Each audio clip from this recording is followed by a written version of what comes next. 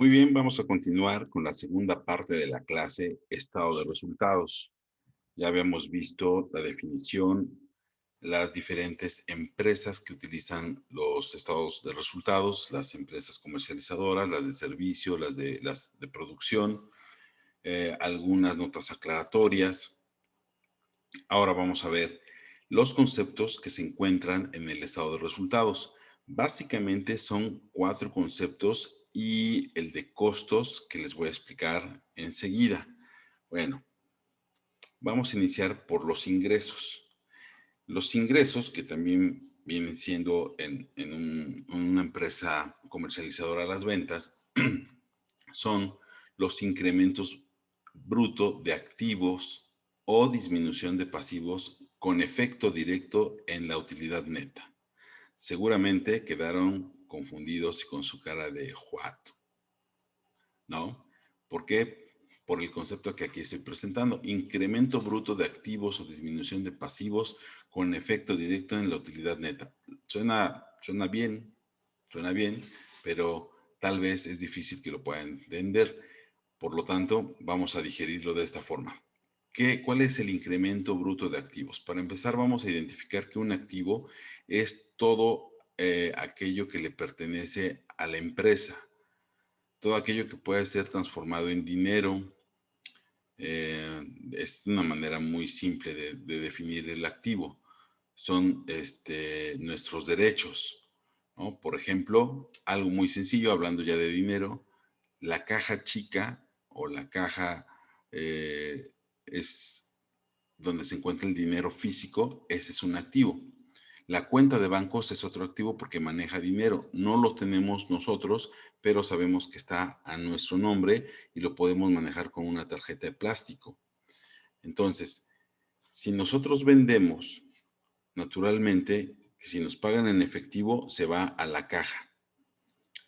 Si lo pagan a través de una transferencia bancaria, se va a nuestro banco. Entonces, se van a nuestros activos. Por lo tanto, incrementan los activos. Ahora bien, vamos a suponer que tenemos deudas, que le debemos a un proveedor, le debemos a Hacienda.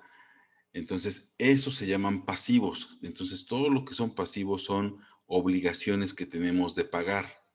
Por lo tanto, si yo pago mis obligaciones, le pago a un proveedor o le pago a un acreedor, que es alguien que me prestó una lana, el siguiente mes ya no le voy a pagar nada porque ya cubrí mi pago. Entonces, al haber cubierto mis deudas, al siguiente mes pues, voy a contar con mayor dinero. Entonces, eso se considera de alguna forma como un ingreso, ¿sale? Ahora, por el lado contrario, que es un gasto, es el decremento de activos o incremento de pasivos con efecto en la utilidad neta. Es la misma descripción que ingresos, pero en sentido contrario. Entonces, el gasto que es, pues cuando mis activos disminuyen. ¿Cómo disminuye mi activo? Refiriéndonos al caso de la caja o del banco. Si yo hago un pago en efectivo, disminuye mi dinero. Si yo hago una transferencia con mi tarjeta o pago algo con mi tarjeta de débito que tengo en mi cuenta bancaria, pues también disminuye el dinero de mi banco. Entonces de ahí se disminuye. Ahora, también indica que incrementa el pasivo. Ya vimos que los pasivos son deudas. Si yo me endeudo con el banco o me endeudo con un proveedor, van a crecer mis deudas. Por lo tanto, ese es un gasto. Y va en ambos casos, tanto ingreso como gasto, el efecto lo tienen en la utilidad.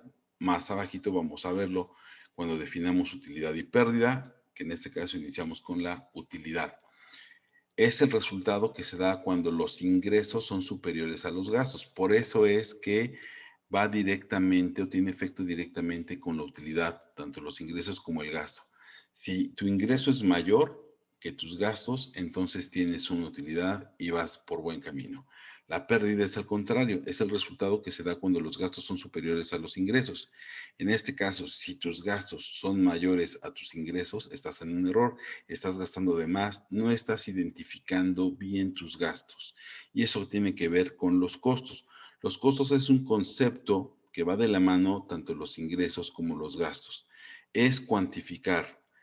Aquí te lo expongo de la siguiente manera. los costos es la cuantificación relacionada a los ingresos y los gastos, es decir, conocer lo que cuesta obtener ingresos con base a los gastos que se tienen que realizar para conseguirlos.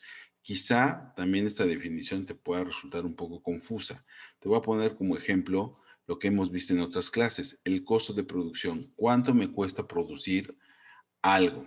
Por ejemplo, si te dedicas a vender gelatinas, a producirlas, tienes que identificar cuánto te cuesta producir cada unidad, desde el envase, desde la materia prima, el saborizante, la envoltura que tú utilices, la cucharita si la das, todo eso le pones un costo.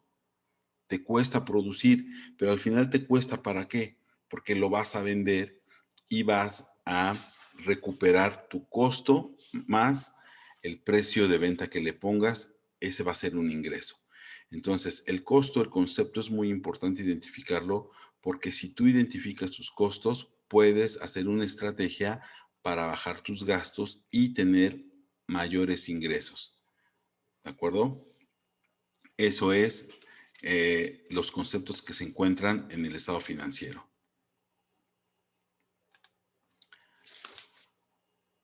Acá pongo esta diapositiva en la que dice mitos sobre los estados financieros. Naturalmente, si apenas estás iniciando en tema de negocios y finanzas y ves un estado financiero de este tipo, de esta empresa que es Walmart, te puedes espantar al ver tanto número y grandes cantidades, pero la verdad es que no es tan difícil y ojalá y sí algún día en tu negocio tengas este tipo de cifras y números, lo que indicará que te está yendo súper. Entonces, no tengas miedo a los estados financieros por muy grandes que veas estos importes y veas un buen de conceptos, pues realmente no es difícil. En un estado financiero simplemente son sumas y restas y nada más. Vas a ver más adelante con algo más sencillo que no es difícil de interpretar un estado financiero. Los mitos sobre los estados financieros son dos. El primero, si bien es cierto que los especialistas en finanzas y contadores son los que mejor interpretan el estado de resultados, también lo es que no necesitas ser especialista para interpretar los estados de resultados. Tú puedes interpretarlo de una forma muy sencilla y aquí te lo pongo en en el segundo mito. Los estados de resultados no solo son para las empresas grandes, pequeñas o chicas, también pueden adaptarse a pequeñas y microempresas hasta de forma personal. Y eso lo vamos a ver más adelantito. Acá te voy a poner ejemplos de documentos que sirven como estados financieros o estado de resultados de cualquier persona.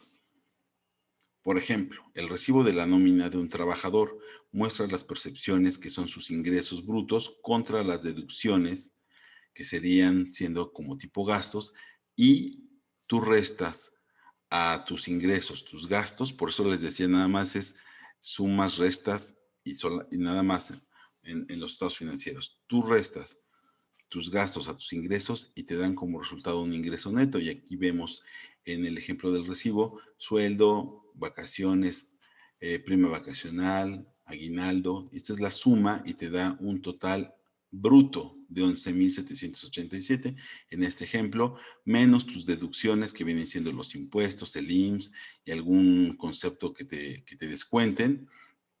Entonces, restas tus deducciones a tus percepciones, como acá se nota, y te da un ingreso neto recibido de tanto.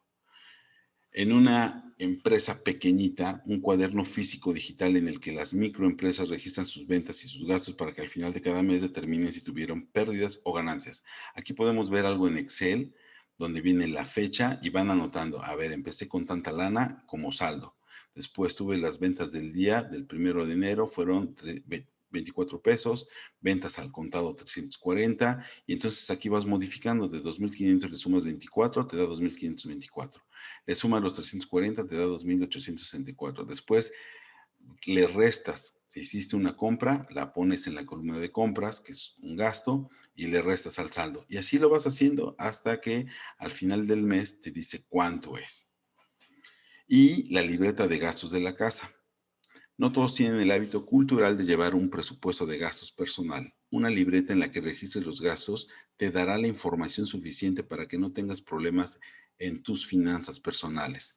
Algo muy sencillo, agarra tu libreta, pon tus gastos fijos, internet, telefonía móvil, luz, gas, coche, hipoteca y los gastos que no tenías programados y que se dan, ¿no? El regalo para alguien, el concierto, las llantas del coche, el billete de lotería, comidas, mercancías, cena de cumpleaños, etcétera. Y ahí lo vas registrando, ¿sale?